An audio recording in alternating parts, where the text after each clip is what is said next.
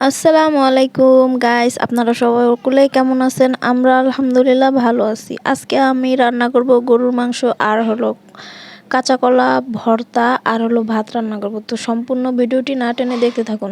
প্রথমে আমি খুব ভালো সুন্দর করে পেঁয়াজ ছিলছি। তো পেঁয়াজ ছিলার পরে আমি এখন ভালো সুন্দর করে পেঁয়াজ কুচাইছি। তো পেঁয়াজ কুচানো রাখা হয়ে গেছে। তারপরে আমি এখন আলু ছিলতেছি।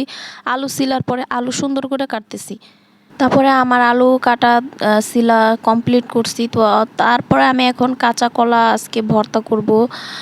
তো কাঁচা কলা ভালো সুন্দর করে ছিলতেছি যাতে সবুজ আকৃতিটা বেশি একটা না থাকে। তো আমার কাঁচা কলা ছোলা এবং কাটা কমপ্লিট। তো কাঁচা কলা আমি এক সাইডে রাখছি। তোর সাইডে রাখার পরে আমি এখন আজকে গরুর মাংসে দেব হলো পেঁপে আর আলু। তো আলুর পরিমাণও অল্প, পেঁপের পরিমাণও অল্প। তো আমি সুন্দর করে পেঁপের সবুজ ছোকাটা সুন্দর করে ছিলতেছি। তো আমার ছিলা কমপ্লিট আর পেঁপেও কাটা কমপ্লিট হয়ে গেছে। রান্না বান্না করার জন্য এই সব কিছু তৈরি করার জন্য এই তরকারি কাটা ছিলা তারপরে ধোয়া এগুলো আসলে অনেক বেশি ভালো লাগে।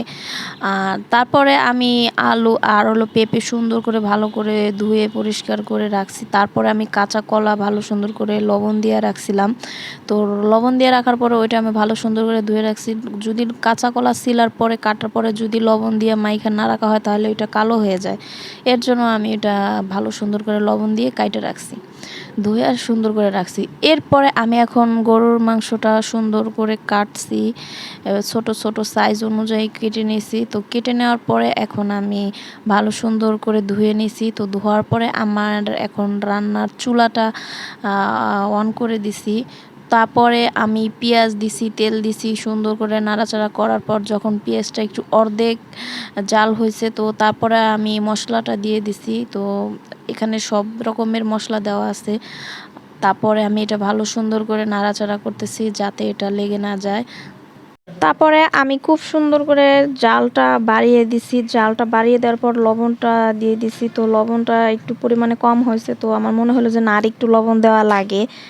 তো তারপরে আমি মাংসটা দিয়েছি কড়াইতে। তো দেওয়ার পরে ভালো সুন্দর করে নাড়িয়ে চাড়িয়ে মিশিয়ে দিতে হয়, কারণ বেশি নাড়াচাড়া করে দিলে তাহলে এটা গায়ে গায়ে লাগে মশলাটা, বুঝছেন? তারপর আপনাদের কার কীরকম ঈদ কাটছে অবশ্যই কমেন্ট করে জানাবেন। আলহামদুলিল্লাহ আমাদের পরিবারের সকলের ঈদটা খুব সুন্দর হয়েছে, আল্লাহর রহমতে ভালো হয়েছে।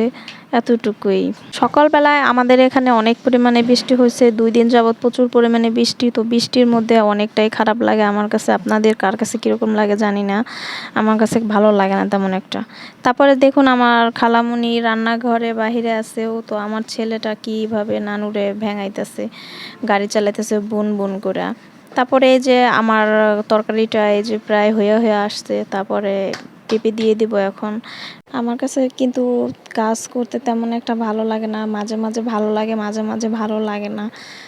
কার কাছে কীরকম তা তো আমি জানি না, আমার কাছে তেমন একটা ভালো লাগে না। মাঝে সাঝে রান্না করতে মনে চায়, তখন অনেক আনন্দের সহিত রান্না করতে ভালো লাগে। তারপরে এখন আমি ভাত বসাই দিব।